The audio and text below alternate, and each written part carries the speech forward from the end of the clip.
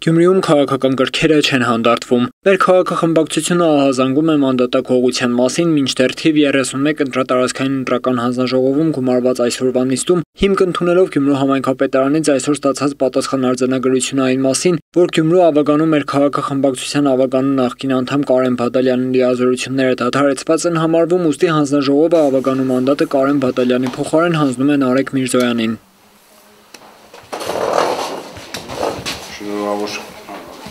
Հիշեցնենք, որ Կարեն Բադալյանը դիմում էր ներկայացրել մանդատից հրաժարվելու մասին, հետո փոշմանել ու եւս մեկ անգամ դիմում ներկայացրել, որ ուզում է պարզապես խմբակցությունից դուրս գալով մնալ անկախ ավագանի ու դիմել էր նաեւ դատարան լիազորությունները վերականգնելու համար։ Բադալյանի հայցը վարչական դատարանում է։ Արդյոք դատարանի որոշումը որևէ փոփոխության չի հանգեցնի ավագանու կազմում կամ նույն մանդատը հետ չի վերադառնա Միրզոյանից Բադալյանին, Տիգրան Ղազարյանը պատասխանում է։ Օրենքի մեջ ասեցի, օրենքի մեջ ոչ գրած է իրավունք ունի հետ վերցնել, ոչ է գրած է իրավունք չունի հետ վերցնել։ Ուղղակի գրած է 7 օրվա ընթացքում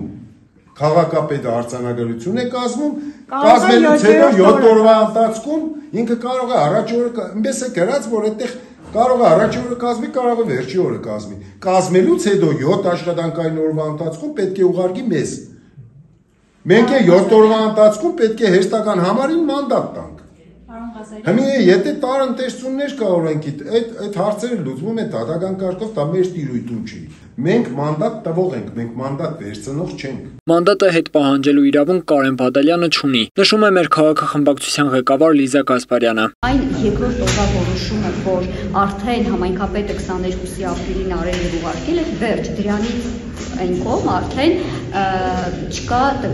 նախկին ավագանու անդամի մանդատը այլևս չի գործում եւ այստեղ մնում է զուտ պարզ ֆիզիկական ինչ-որ գործողություն։ Իրենք համոզված են, որ իրավիճակի հակառակ կողմում քաղաքական միտում ու ճնշումներ կան մեր քաղաքախմբակցության ավագանու 5-րդ համարի հանդեպ։ Բնականաբար ճնշումներ եւ այլն քաղաքական թեմաներով ճնշումներ եղել են այդ ամենը, բայց այն, որ հերոսը անհասանելի է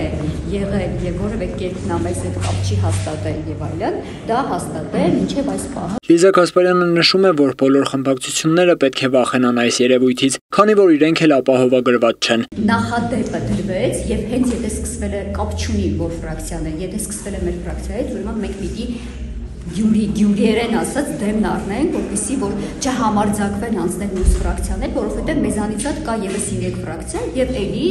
3-ի մեջ տասնյակ մարդիկ կան եւ ոնց է լինի ինչ որ ձևով ինչ որ մեկի մոտ անձնական կարգի խնդիր, ինչ որ խնդրեմ կգտնեն, որ մարդը վեր կդասի ամեն ինչից եւ կունենանք այն ինչ ունեցանք մենք Կարեն Բադալյանի։ Հիշեցնենք, որ մեր քաղաքախմբակցությունը վաղ առավոտից թիվ 31 ընտրատարածքային ընտրական հանձնաժողովում էր, որտեղ միայն օրվա երկրորդ կեսին հայտարարեցին, որ նիստ կգումարվի։ Հաշվի առնելով Գյումրու համայնքապետարանից ստացած պատասխանը, նախորդին եւս նիստ էր գումարվել, բայց այն չէր համարվել փակված, որովհետեւ հստակ որոշում չկար համայնքապետարանից, ուստի մանդատ տալու որևէ հիմք չուներ ընտրատարածքային ընտրական հանձնաժողովը։